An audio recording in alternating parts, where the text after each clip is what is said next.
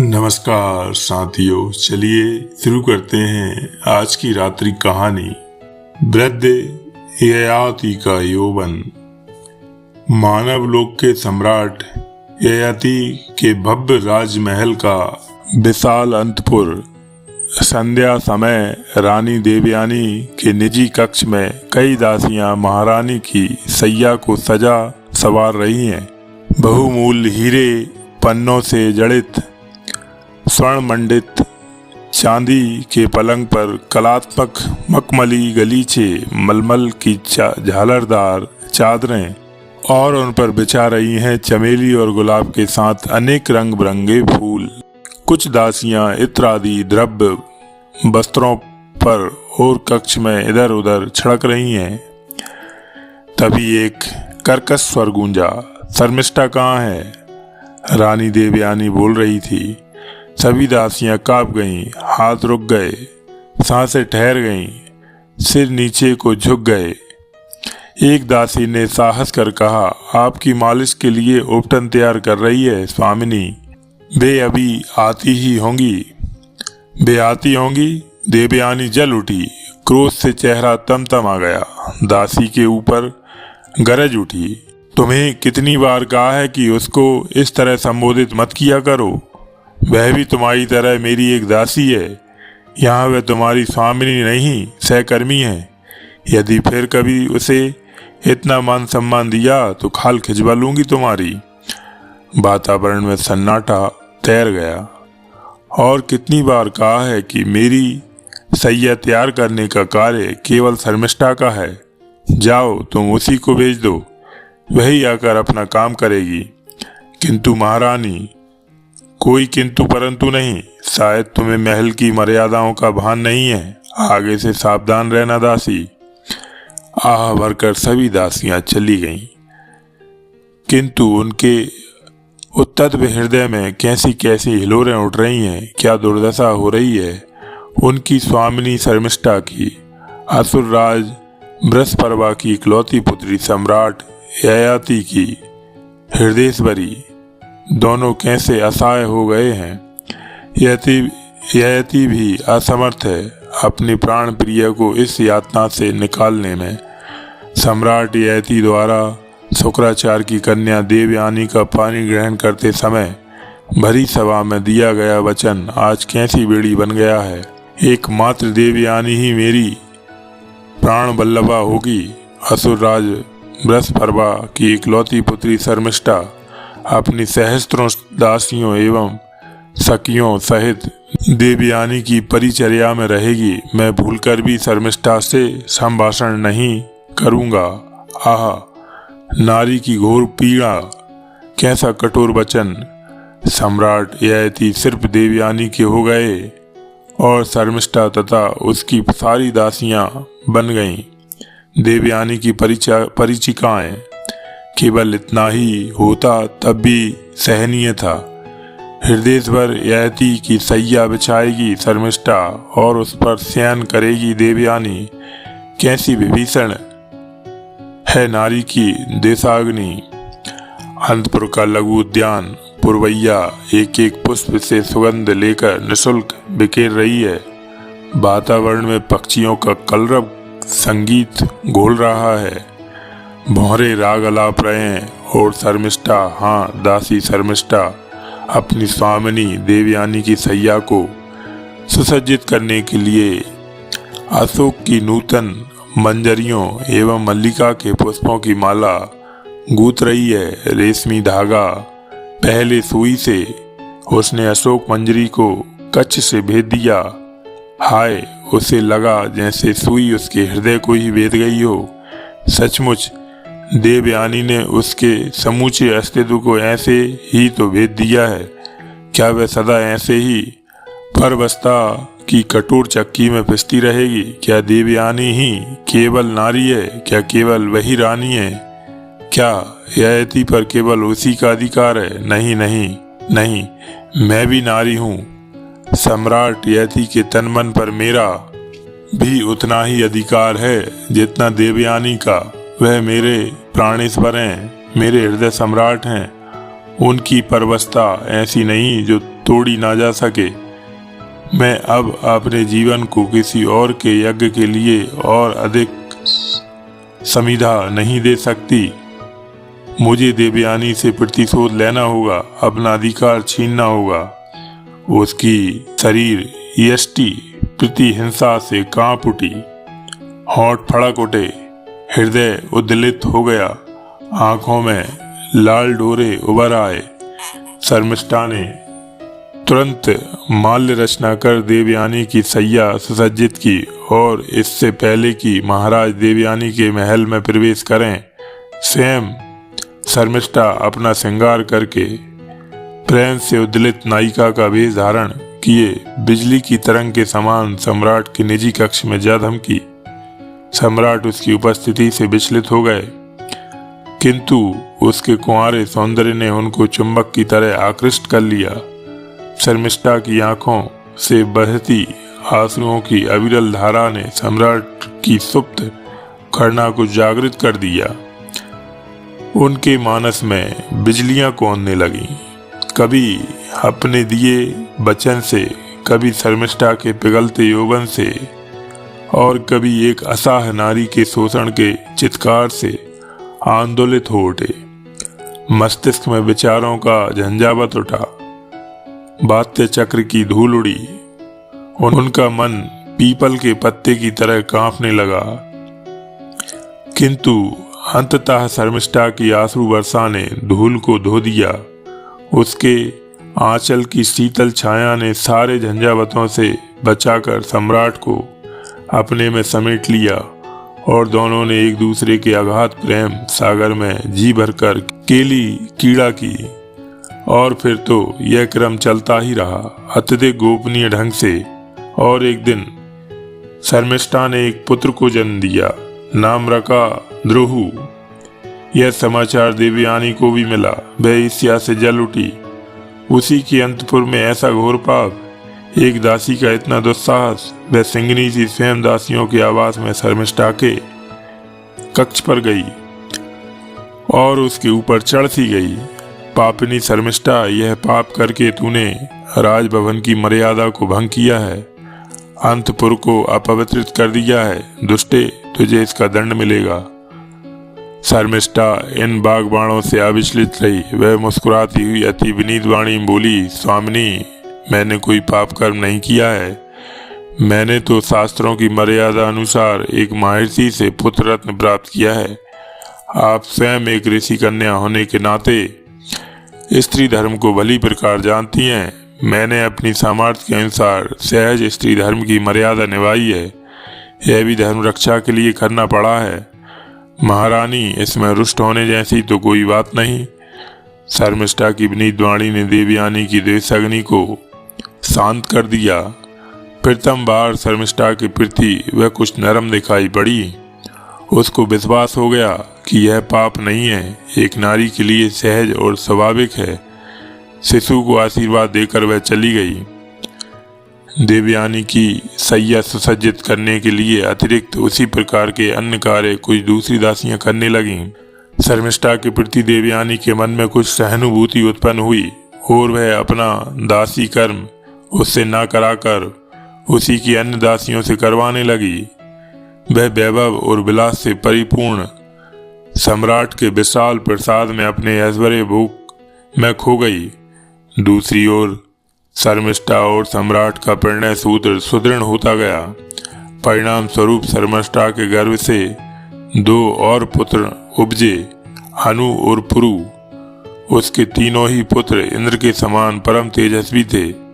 इन पुत्रों की उत्पत्ति के विषय में भी शर्मिष्ठा ने देवयानी को पूर्वतः उसी महर्षि का आशीर्वाद बताया। देवयानी की आशंका पहले ही शांत हो चुकी थी। उसने हर बार पुत्र उत्पत्ति पर अपनी प्रसन्नता व्यक्त की।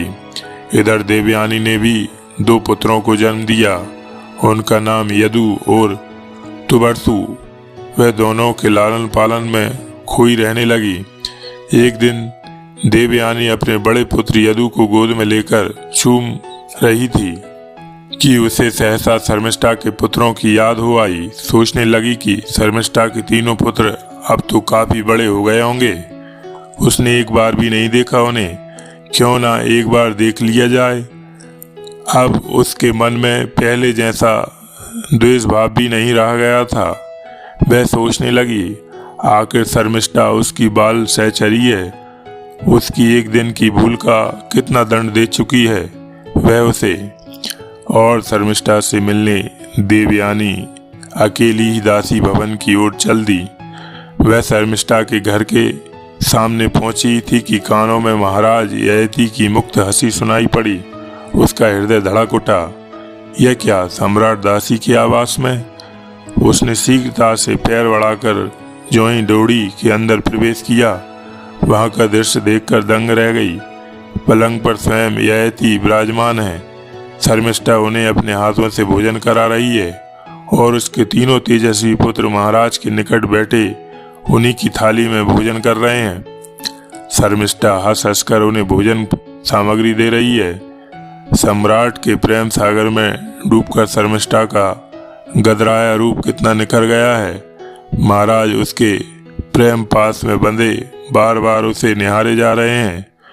उनको इतना प्रसन्न तो देवयानी ने कभी उनके अपने कक्ष में भी नहीं देखा। कितना उल्लास प्रेम का, कैसा बहता निर्झर।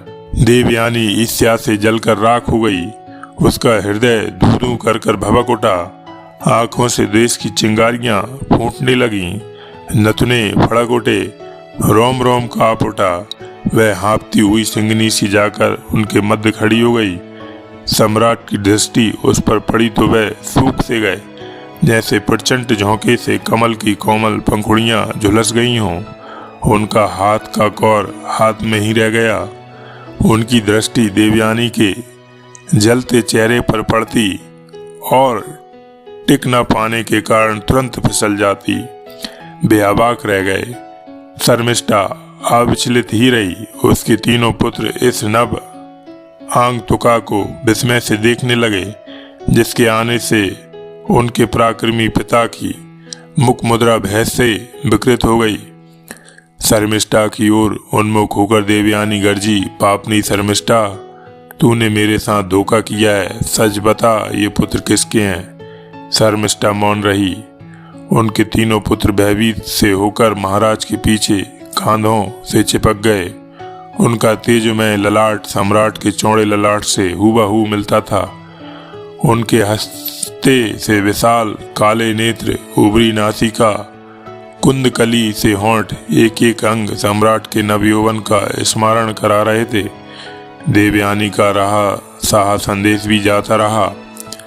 वह क्रूर बासी सम्राट पर झपटी, अधर्मी, कामी, नीच, तुमने मेरे साथ छल किया है, मेरे विरुद्ध षड्यंत्र रचा है, मेरे पिता को दिए गए वचन को भंग किया है। तुमने मुझसे ज्यादा शर्मिष्ठा से प्रेम किया है। तुम दम्भी हो, पाखंडी हो, पापात्मा हो। मैं अब तुम्हारे साथ एक क्षण भी नहीं रह सकती। संभालो अपने पुत्रों को, मैं जा रही हूँ। और क्रोध की चिंगारी से देवयानी पैदल ही अपने पिता के आश्रम की ओर बढ़ चली। सम्राट ययाति पीछे पीछे भागे, उसे रोकने का प्रयत्न किया, क्षमा मांगी, याचना की, अनुनय विनय किया, किंतु देवयानी प्रचंड नदी सी बहती ही चली गई और तूफान की तरह पिता शुक्राचार्य के आश्रम में जा धमकी। विनाश की आशंका से ग्रस्त ययाति भी उनके पीछे पीछे ही आश्रम में पहुंच गए। देवयानी ने अपने पिता से सारी घटना कह सुनाई।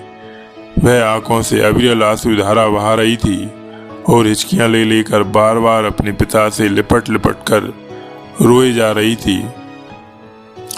आचार्य अपनी लाडली पुत्री के दुख से कातर हो गए। ज्यों ज्यों वह रोती जाती उनका क्रोध बढ़ता जाता था। थोड़ी देर में वे नाग के समान फुफकारने लगे। ममता में उनका सारा तप ज्ञान जाता रहा। बूढ़ी सिराएं तन गईं, आंखों से खून बरसने लगा। तभी भय कातर ययाति अपनी ओर आते दिखाई दे गए।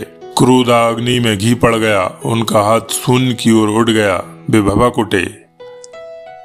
अधम ययाति, तूने मेरी पुत्री के साथ भारी छल किया है। कामी पुरुष, तू भरी सभा में दिए गए अपने वचन का भी पालन नहीं कर सका।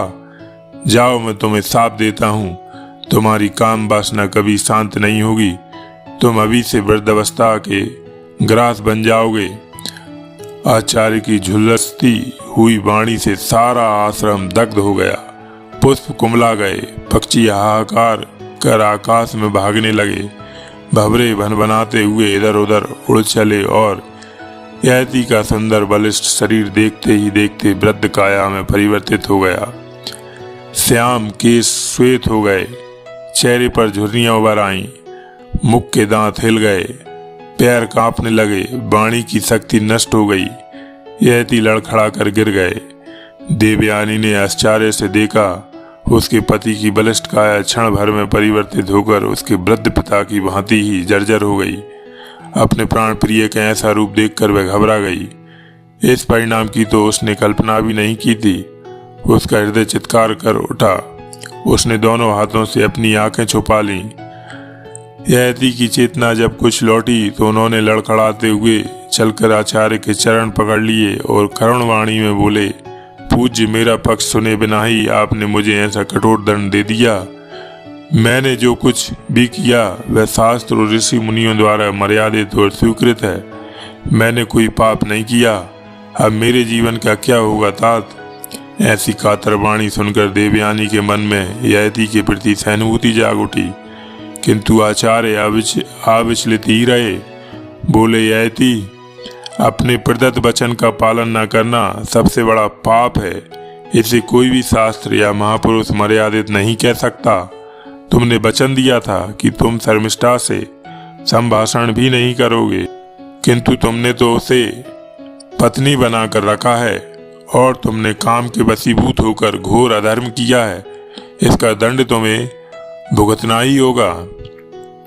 नहीं तात, मैंने काम के वशीभूत होकर नहीं, बल्कि शास्त्रों के गुण सिद्धांतों और शर्मिष्ठा की करुण स्थिति के वशीभूत होकर ही यह कर्म किया है, और मैं अभी सुख भोगों का आकांक्षी हूँ। देवयानी मेरी प्राण प्रिया है, मेरा यौवन वापस लौटा दीजिए तात। आचार्य मौन रहे, किंतु यति की दीन वाणी ने उनके क्रोध को विगलित कर दिया। देवयानी तो यति के दुख से आहत होकर अत्यधिक रोने लगी। वह कभी यति की जर्जर कांपती देह को देखती और कभी आचार्य की ओर आशा भरी याचक की सी दृष्टि डालती। यति पुनः बोले, मैंने अपने अपराध के लिए कई बार देवयानी से क्षमा मांग ली है। मैं आपसे भी क्षमा मांगता हूँ और देवयानी से भी पुनः क्षमा याचना करता हूँ। मुझ पर दया करें तात। एक धीर धुरंधर सम्राट की ऐसी हृदय विदारक कातर वाणी सुनकर रानी प्रकृति करुणा में डूब गई। लगा जैसे पुष्प रो रहे हैं, पक्षी करा रहे हैं और आकाश कांप रहा है। देवयानी तो पछाड़ खाकर गिर गई। शुक्राचार्य भी द्रवित हो गए। गंभीर वाणी में बोले, बस, मेरा वचन अन्यथा नहीं हो सकता। अब मैं उसे लौटाने में विवश हूँ। यदि तुम्हें इस वृद्ध अवस्था को तो ढोना ही होगा, फिर भी मैं एक सुविधा दे सकता हूँ। यदि तुम चाहो तो किसी नवयुवक से एक सीमित अवधि के लिए अपनी वृद्ध अवस्था परिवर्तित कर सकते हो। यति ने हाथ जोड़ लिए और कहा, मेरे लिए यही अवलंबन बहुत है पूज्यतात। इस घोर विपत्ति में यही आपका आशीर्वाद बनेगा। आचार्य ने अनेक प्रकार से सद्भावना देकर यति और देवयानी को विदा किया। यति की दुर्दशा की कहानी सर्वस्त्र फैल गई। सब उनके मंगल की कामना करने लगे। चारों ओर उनके प्रति सहानुभूति प्रकट की जाने लगी। सबसे अधिक दुख स्वयं देवयानी को था। वह यति को पुनः युवा देखने के लिए लालित हो उठी। उसने अपने दोनों पुत्रों यदु और तुर्वसु से प्रार्थना की कि वे अपने पिता को एक सीमित अवधि के लिए अपनी युवावस्था दे दें, किंतु उन दोनों ने इसकी प्रार्थना को ठुकरा दिया। अपनी प्रिय युवावस्था एक क्षण के लिए भी किसी और को देने से उन्होंने स्पष्ट इनकार कर दिया। देवयानी की मंत्रणा से यति ने शर्मिष्ठा के तीनों पुत्र ध्रुव, अनु और पुरु के सामने भी इस कठिन प्रस्ताव को रखा। स्वयं शर्मिष्ठा ने भी अपने पुत्रों से प्रार्थना की। दोनों ज्येष्ठ पुत्र ध्रुव और अनु ने तो उनके प्रस्ताव को ठुकरा दिया, किंतु सबसे छोटे पुत्र पुरु ने इसे सहर्ष स्वीकार कर लिया। उसने कहा, यदि पूज्य तात चाहें तो मैं अपना सारा जीवन भी उन्हें अर्पित करने को तैयार हूँ। यह जीवन उन्हीं का दिया हुआ है और उन्हीं को सौंपने में इसकी सार्थकता है। सम्राट ययाति देवयानी और शर्मिष्ठा पुरु की पितृभक्ति से प्रसन्न हो गए। ययाति ने आचार्य शुक्र का स्मरण कर पुरु के यौवन से अपनी जरा अवस्था बदलने की प्रार्थना की। क्षण भर में पुरु का शरीर जर्जर होकर कांपने लगा। झुर्रियां उभर आईं, सारे केस श्वेत हो गए, आंखें अंदर को धस गईं। उधर ययाति पुनः युवा बनकर सौंदर्य से दमकने लगे। देवयानी और शर्मिष्ठा एक दूसरे के गले लग गईं। उनका सारा द्वेष और विषाद आंसुओं से धुल गया था। सम्राट ने पुत्र पुरु को हृदय से लगाकर आशीर्वाद दिया, बस तुमने पुत्र धर्म को चरमोत्कर्ष पर पहुंचा दिया है। तुम्हारी कीर्ति लोगों को दीर्घ काल तक सुगंधित करती रहेगी। तुम यशस्वी सम्राट बनोगे। सम्राट ययाति ने युवावस्था पाकर दीर्घ काल तक ऐश्वर्य भोगों का आनंद लिया। फिर कुछ समय बीतने पर उन्होंने पुरु से पुनः अपनी जरावस्था ले ली। उन्होंने पुरु को ही अपना राज्य सौंप दिया और ईश्वर की आराधना के लिए वनगमन कर गए। तो साथियों, ये थी सम्राट ययाति की वृद्धावस्था की कहानी। कल फिर मिलेंगे एक नई रात्रि कहानी के साथ। तब तक के लिए शुभ रात्रि।